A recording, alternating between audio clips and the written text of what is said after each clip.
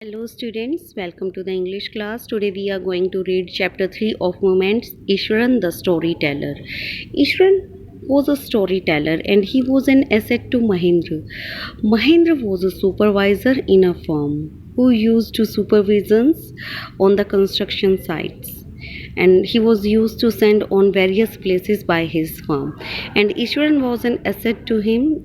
Ishwaran used to wash his clothes, used to cook his food, and he used to tell stories in such an exaggerated way that he made a simple story like a supernatural event.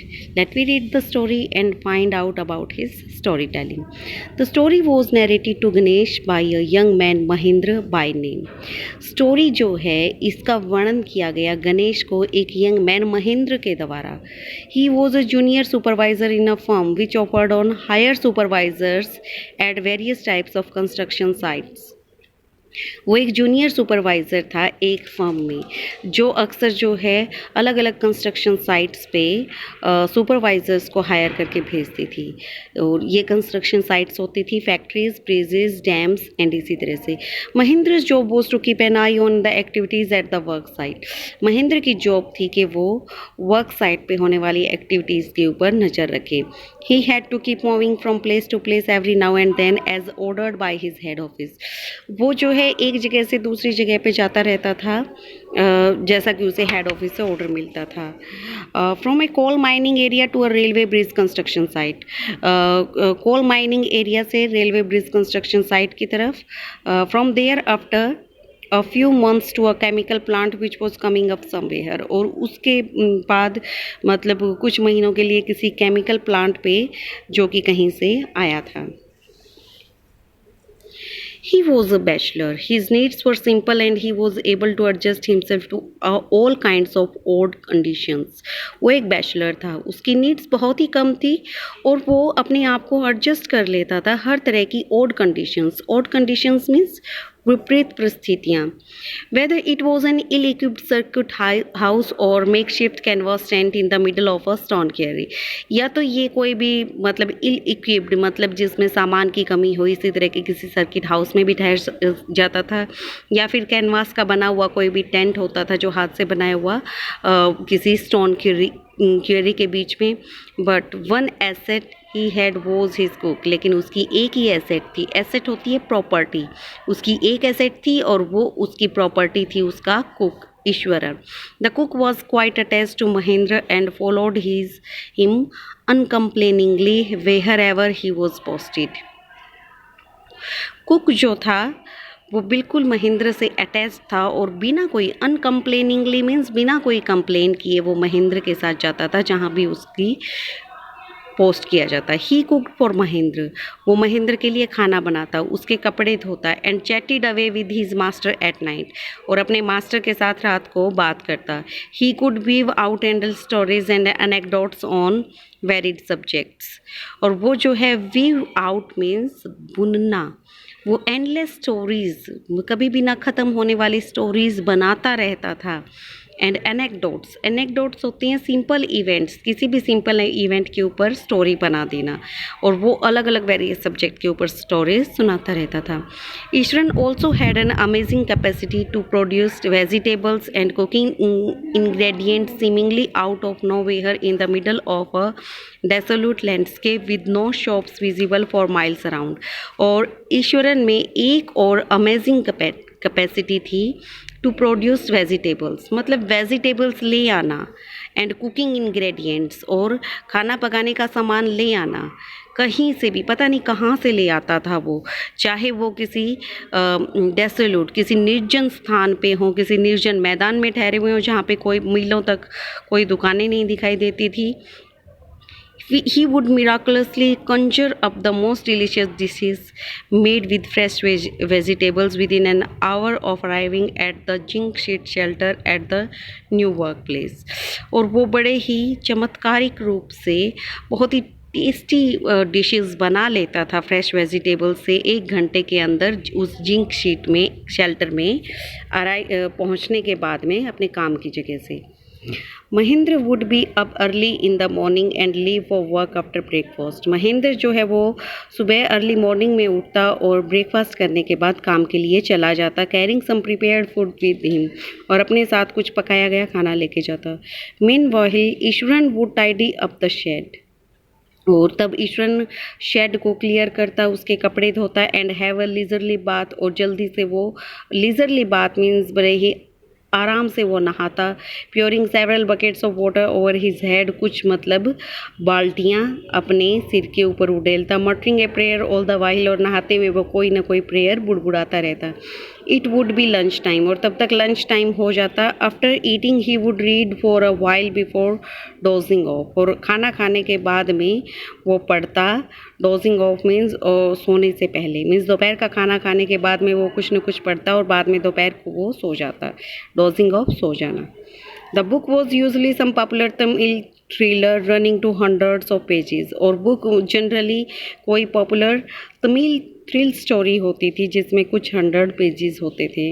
It's imaginative descriptions and narrative flourish would hold Iswaran in thrall, और इसकी जो story होती थी उसकी imaginative descriptions जो होते थे और उस कहानी का जो नैरेटिव्स होती थी वो उसके अंदर जो है डेवलप कर देते थे एक इस तरह का मतलब ईश्वरन को एक मतलब बिल्कुल उसमें डाल देते थे, उसको पूरी तरह से बांध के रख लेती थी उसकी स्टोरी। ट्रोल मीन्स होता है having great power over somebody, control में कर लेना किसी को।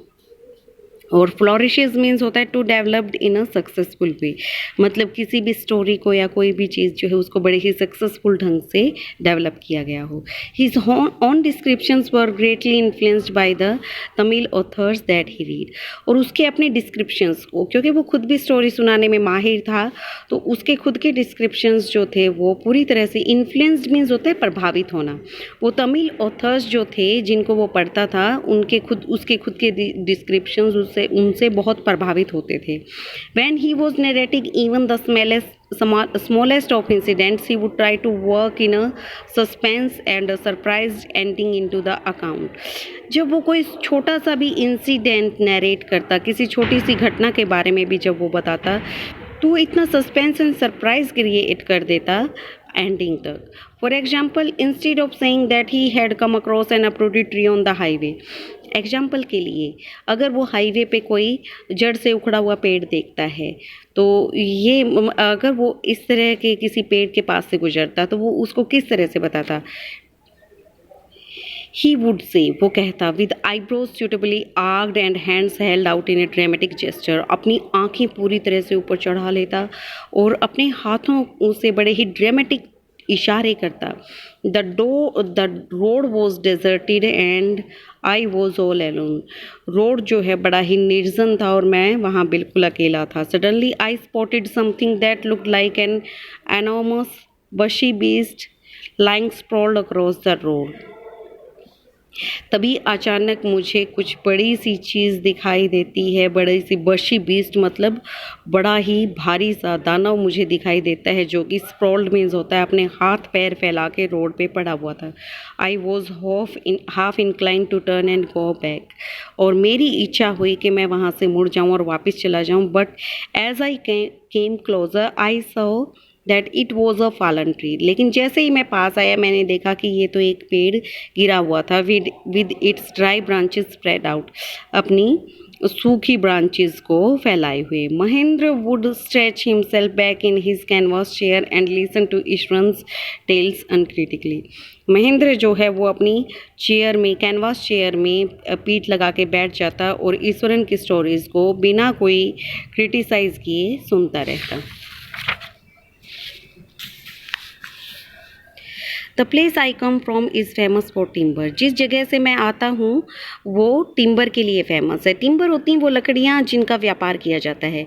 Eswaran would begin, Iswaran start करता, there is richly wooded forest all around, और वहाँ पे चारों तरफ जो है काफ़ी मतलब वुडेड फॉरेस्ट है। The logs are hold on to the lorries by elephants, और लोग्स को जो है खींचा जाता है, उनको पुल किया जाता है लोरीज के ऊपर ऊपर एलिफेंट्स के द्वारा। They are huge well fed beasts, और ये जो हैं एलिफेंट बड़े ही बड़े बड़े जानवर होते हैं जो बहुत ज़्यादा खाना खाते हैं।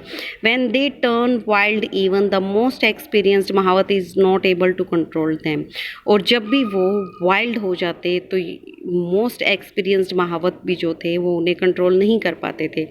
आफ्टर दिस प्रोलॉग, प्रोलॉग होता है कहानी के स्टार्टिंग में, किसी भी स्टोरी या किसी बुक के स्टार्टिंग में जो इंट्रोडक्टरी पार्ट होता है उसको प्रोलॉग बोलते हैं। और इस प्रोलॉग के बाद और इस इंट्रोडक्टरी पार्ट के बाद ईश्वरन जो है वो एक बहुत ही बड़ी सी एनेक्डोट, एक स्टोरी लॉन्च कर देता है जिसमें एलिफेंट के डिस्क्रिप्शंस होते। One day a tusker escaped from the timber yard and began to roam about stamping on bushes. एक दिन एक टस्कर एलिफेंट को बोला गया है, एक टस्कर जो है वो टिम्बर यार्ड से बाहर निकल जाता है और वो चारों तरफ घूमने लगता है, स्टैम्पिंग ऑन बशेस, झाड़ियों को रौंदते हुए, वाइल्ड क्रीपर्स को तो उफाड़ते हुए, and breaking branches at will, और सभी ब्रांचेस को तोड़ते हुए। You know sir how an elephant behaves when it goes mad. आप जानते हो सर एलिफेंट किस तरह बिहेव करता है जब ये पागल हो जाता है। Iswaran would get so caught up in the excitement of his own story that he would get up from the floor and jump up out. Iswaran जो है वो इतना उस कहानी में डूब जाता और इतना एक्साइटमेंट क्रिएट कर देता अपनी ही स्टोरी में, ही would get up from the floor, और वो फ्लोर से उठ जाता और उछलने लगता, stamping his foot in emulation of the mad elephant, और अपने ही पैरों को मैड एलिफेंट की नकल करते हुए पीटने लगता ज़मीन पे। जैसे कि एलिफेंट अपने पैरों को पटकते हुए चलता है, इस तरह से वो अपने पैरों को पटकने की कोशिश करता है एलिफेंट की नकल करते हुए। एमुलेशन मीन्स होता है इमिटेशन, नकल करना। The elephant reach the outskirts of our town. Outskirts होता है बाहरी एरिया। एलिफेंट जो है हमारे टाउन के बाहरी एरिया में पहुंच गया। Breaking the fences down like matchsticks, और वो फेंसेस को माचिस की तीलियों की तरह तोड़ देता है। ही वुड कंटिन्यू, वो कंटिन्यू करता। It came into the main road and smashed all the stalls selling fruits. It came into the main road and, ये मेन रोड पे आ गया और उसने सभी स्टॉल्स जो हैं फ्रूट्स बेचने वाले लोगों के, उनको पूरी तरह से स्मैश कर दिया, रौंद दिया। Mud pots and clothes, mud pots और क्लॉथ्स को भी पूरी तरह से रौंद दिया। People ran helter skelter in panic. Helter skelter होता है कन्फ्यूजन से और डर से। लोग जो है डर और कन्फ्यूजन से इधर उधर दौड़ने लगे। The elephant now enter to a school ground where children were playing breaking through the brick wall. और तभी एलिफेंट जो है स्कूल ग्राउंड में एंटर कर देता है जहाँ पे बच्चे खेल रहे थे, और वो ब्रिक वॉल को तोड़ देता है। All the boys ran into the classrooms and shut the doors tight. सभी बच्चे क्लासरूम्स में चले जाते हैं और दरवाज़ों को ज़ोर से बंद कर लेते हैं। The beast granted and wandered about pulling out the football goal post.